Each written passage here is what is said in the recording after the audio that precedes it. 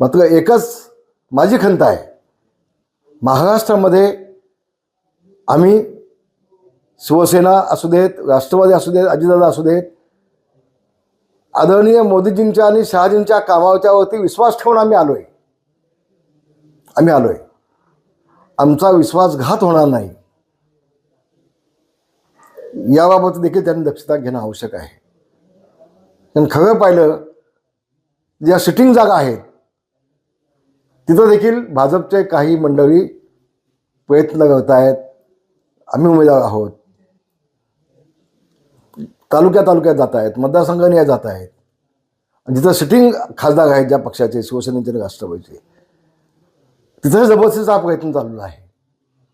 मग ते रत्नागिरी मतदारसंघ असू देत, रायगड मतदारसंघ असू देत, मावळ मतदारसंघ असू देत, तो संभाजीनगरचा मतदारसंघ असू देत, इथं जे चाललंय